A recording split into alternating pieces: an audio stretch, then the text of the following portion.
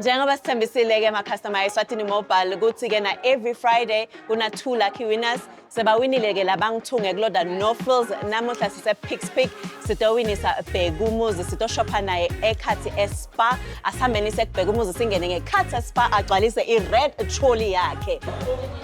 Asambe ke Bhekumuzi singene eSpa ePick sende i-grocery yakho.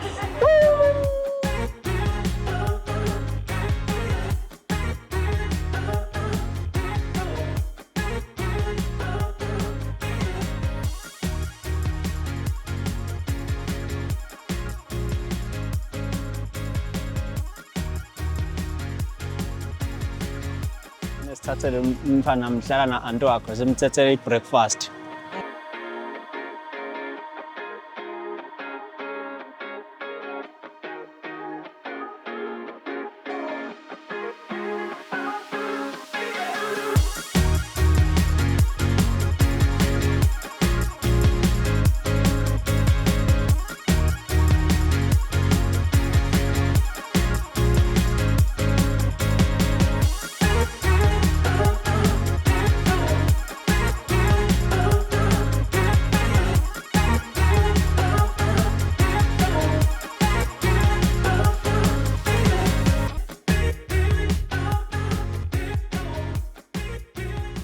Ngokuqala nje ngicala ngikubonga abakaSwazi Mobile ukubonakala kungumdlalo lokufaka lo 50 emalangeni uthi wena wendela kuchatha noma kanjani kanti ekugcineni utawukhanza sewuthole negrocery eminyaka wonke ngithi nje ngikubonge kakhulu lokho mina kwami nje nangithi fakela lo 50 emalangeni bengingathi ukuthi ndawugcina ngiwenile but nje ngiyabonga kakhulu abakaSwazi Mobile sengikhuthatha nje na wonke umuntu ukuthi abaqhubeke bawafake lamadata la 50 emalangeni ungathi sona 2000 wegrosa lana akagijinywa lana uyathi thathela nje kahle ngaphandle nje kwenkinga kube besigijima ncenye ngangaba ngingatholi lengalo egrosa ngithi nje ngiyabonga kakhulu kuloko egameni lenkosi amen.